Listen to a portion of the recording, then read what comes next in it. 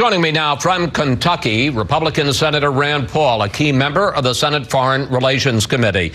Senator, let's start with your reaction to the Saudi account that Khashoggi was killed by accident in a fistfight at the consulate and that the Saudi crown prince had nothing to do with it.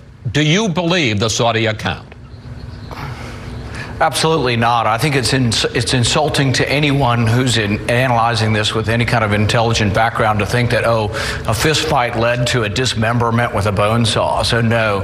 But I think we should put this brazen attack, this brazen murder, in context with Saudi Arabia. Saudi Arabia has basically over the decades been the largest state sponsor of radical Islam and violent jihad. They sponsor thousands of madrasas that teach hatred of Christians and Jews and Hindus around the world. So this isn't the first incident. This is just another in the line of long incidents of Saudi insults to the civilized world. I'm going to get to the larger relationship in a moment, but I want to stay with this case at this point. What do you think was the involvement of the Saudi Crown Prince Mohammed bin Salman?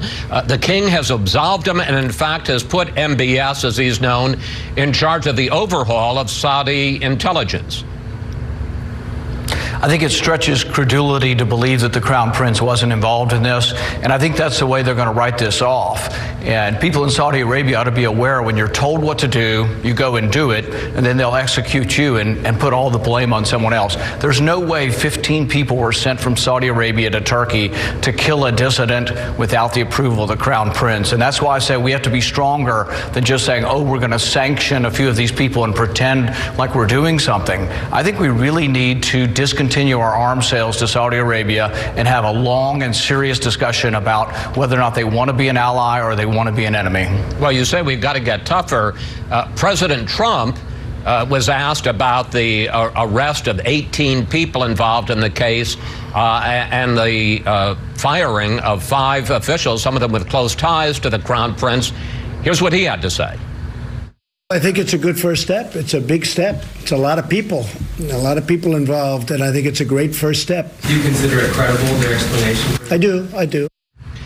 Does President Trump know something that you don't, Senator? Or, frankly, do you think he's covering for the Saudis? I think the Saudis are an authoritarian government. They are directed from the top down, and you don't have people just going off and doing things on their own.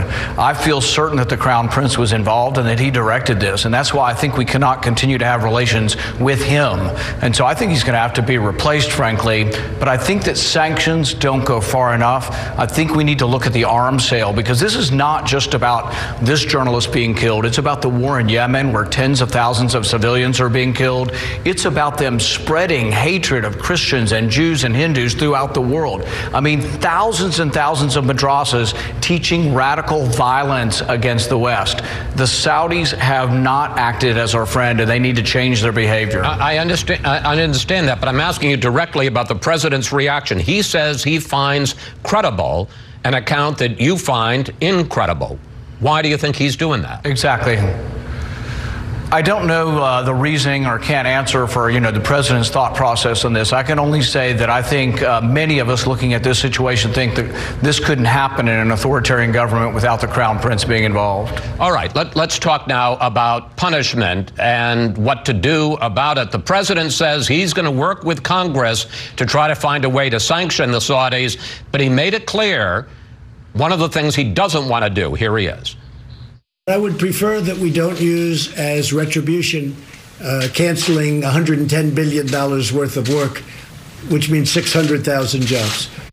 Now, last year, long before all of this, you came within 4 votes of blocking further arms sales to the Saudis. First of all, what do you think of the chances that you can get those 4 votes and block them this year? And what about the president's argument that this means hundreds of thousands of American jobs? I think if we were to have a vote in the next couple of weeks on whether or not to sell arms to Saudi Arabia, we would win overwhelmingly. And so I think the powers that be will try to prevent us from having that vote. They have to announce a specific cache of arms being sold, and my prediction is they'll avoid doing that as long as possible. With regard to jobs, I don't think arms should ever be seen as a jobs program. Our arms, our military arms, the sophistication of our arms are part of our national defense. These aren't something that are just owned by private companies. They're owned by the country. And I think we should never sell arms to any country unless it's in our national security interests. I think the war in Yemen actually increases our national risks. It makes us less secure in the Middle East. It makes us more likely to be involved in another war in Yemen. So I think we should not be supplying the Saudis with bombs. They've been indiscriminately killing civilians. Just in the last month, 50 school children were killed in a bombing of a school bus. They killed 150 people at a funeral procession. No, the Saudis have not been acting in a just fashion. Yemen's one of the poorest planets on the earth. Millions of people there face starvation. Over 1 million people had cholera, and the Saudis continue to block their ports. So no, I don't think that there's a national security reason for us to be involved in the war in Yemen, and that's where our arms are going. So I would cut off arms sales. It's the only thing the Saudis will listen to. Well, an interesting figure, Russian President Putin, talked about this, and he said that he believes that the U.S. has a double standard. He noted that after the alleged poisoning of that Russian spy in Britain, that the U.S. expelled 60 Russian diplomats and imposed sanctions, and he looks at the lack of action so far and says that that's a double standard. One, does Putin have a point? And beyond blocking arms sales, and you say you don't think that the White House is even going to offer them at this point, what else should the U.S. do, if anything, to punish the Saudis? Well, I think there is a double standard, and I think that the Saudis need to be treated as who they are in the context of who they are. I don't think they are a friendly ally. They have been spreading hatred of our country for decade after decade. With regard to whether we sanction them or whether we have arms sales, I think the arms sales actually will go on. I think they will avoid announcing the arms sales to try to prevent us from blocking them. So I'm not saying that the Trump administration will stop arms sales. I think they will continue the arms sales, and I think this is a danger that Congress, many in Congress, will act tough on this, and they will pretend to do something, which is sanctions. But I'm not even calling for sanctions really against Saudi Arabia in general. I don't think we should quit trading with Saudi Arabia. I think we should specifically quit aiding and abetting them in an aggressive war in Yemen. You have been, as we pointed out, you have been a real skeptic of our relationship with Saudi Arabia for many years, and you've certainly given evidence of that today.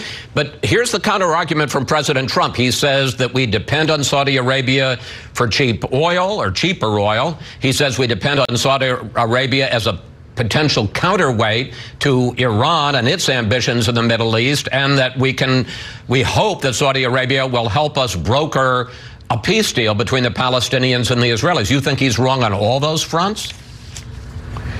I think there's a 1,000-year-old war in the Middle East between Sunni and Shia, and Saudi Arabia is pitted up against Iran.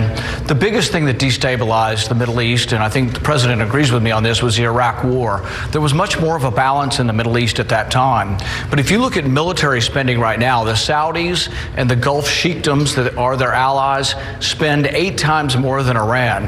And so there is an arms race, but when we supply arms to Saudi Arabia, Iran responds. So when we complain about the Iranians having ballistic missiles that they're developing, they're doing that in response to the arming of the Saudis. It's a bilateral arms race that goes on. And so I wouldn't continue it. I don't think we need the Saudis. The Saudis need us much more than we need them. We have incredible leverage. Their Air Force is entirely American planes. They can't last a couple of months without parts and mechanics to help them run their Air Force. We train their pilots. They are completely dependent on us. We need to tell them to behave.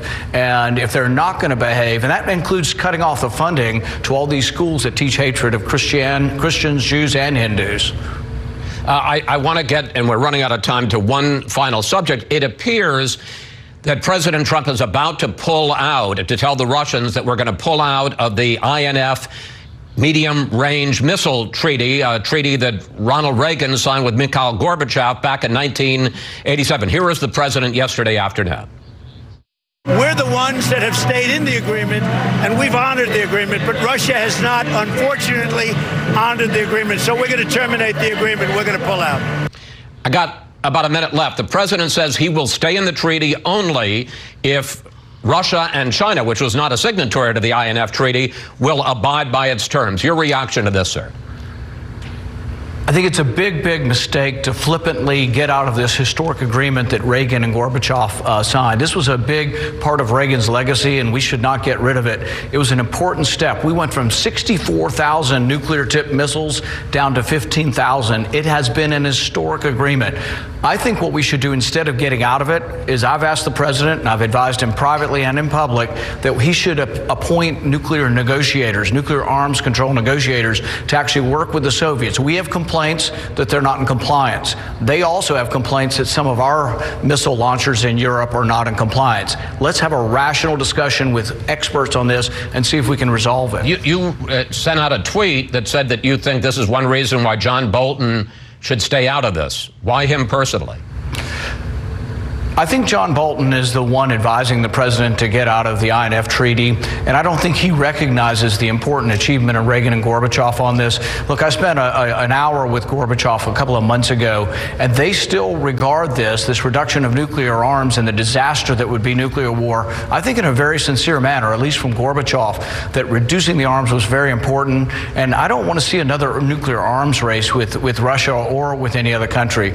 I'm all for trying to sign an agreement with China, but that would have to be a brand new agreement, and there's no reason to end the agreement we have with Russia. Senator Paul, thank you. Thanks for your time. Always good to talk with you, sir. Thank you.